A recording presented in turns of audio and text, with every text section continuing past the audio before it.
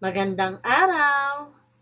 Handa ka na bang pag-aralan ng ating aralin sa Filipino 4 ng unang markahan na mula sa module ng Pivot 4A?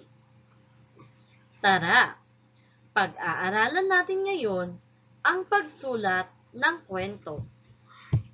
Sa aralin na ito, inaasahang makasusulat ka ng kwento tungkol sa isang kilalang tao katulad ng inyong punong bayan, kapitan, doktor, o naging guro mo sa inyong paaralan.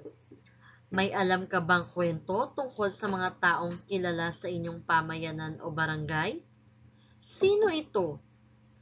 Kaya mo bang sumulat ng maikling kwento tungkol sa kanya? Basahin ang kwento at sagutin ang mga tanong. Simpleng pamumuhay ang kinagisnan ni Juan Miguel. Lumaki siya nakapiling ang kanyang mga magulang. Noong panahon na siya ay nag-aaral, kasabay nito ang pagtulong niya sa kanyang mga magulang sa pagtitinda ng isda sa palengke. Ang ilan sa kanilang kinikita ang siyang baon niya sa pagpasok. Nagtapos siya sa elementarya at sekundarya na may mataas na karangalan.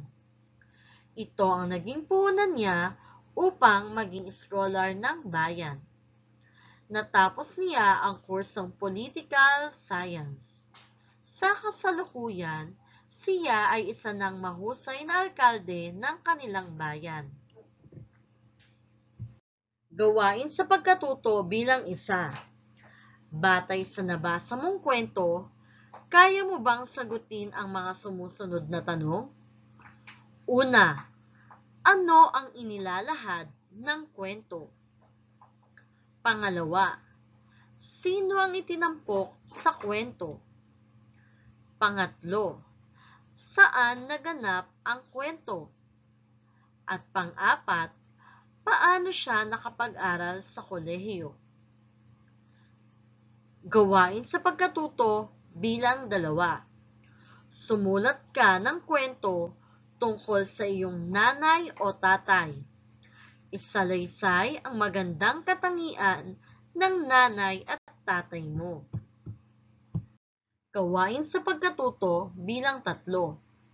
Pumili ng isang larawan at sumulat ng isang kwento tungkol sa kanila. Gawin ito sa iyong kwaderno o sa sagutang papel. Ang unang larawan ay doktor. Sa pangalawa ay guro. Pangatlo naman ay tindero.